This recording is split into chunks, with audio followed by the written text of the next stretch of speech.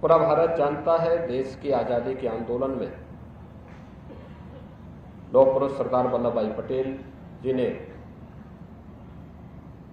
अग्रिम पंक्ति में खड़े होकर के देश की आजादी के आंदोलन को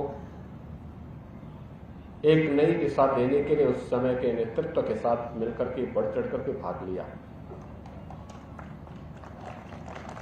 वे गुजरात के आणंद के पास एक छोटे से गांव में पैदा हुए। एक सामान्य किसान परिवार में जन्म लेने, प्रारंभिक शिक्षा ही भी मां के सानिध्य में ही घर पर ही संपन्न करने के उपरांत उच्च शिक्षा के लिए वे इंग्लैंड गए।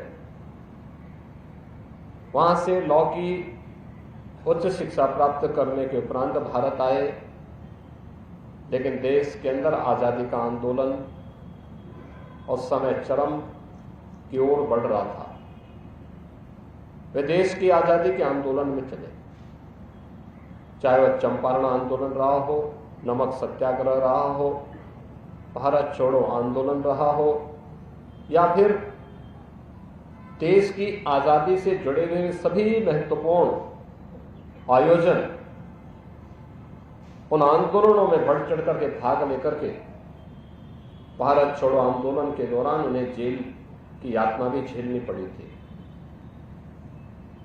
उन्होंने एक और देश की आजादी के आंदोलन के साथ बढ़ चढ़कर के भाग लिया, दूसरी तरफ अन्नदाता किसानों की समृद्धि के लिए, उनके उत्थान के लिए अनेक प्रकार के अभियान भी, जन जागरण के अभियान भी उस दौरान उन्होंने चलाए।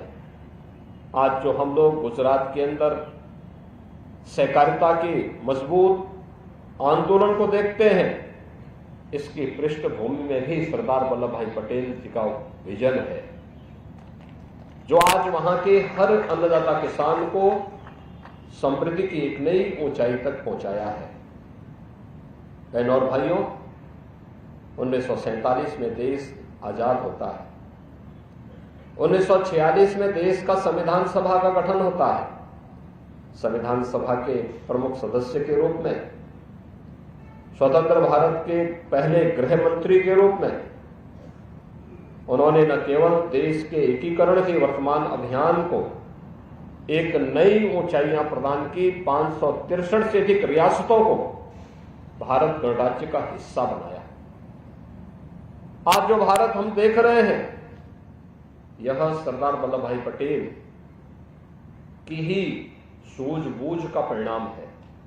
आज जो एक भारत है, श्रेष्ठ भारत है, सुरक्षित भारत है, इसकी पृष्ठभूमि में सरदार वल्लभ भाई पटेल की सोच है, उनका प्रयास है, उनका परिश्रम है।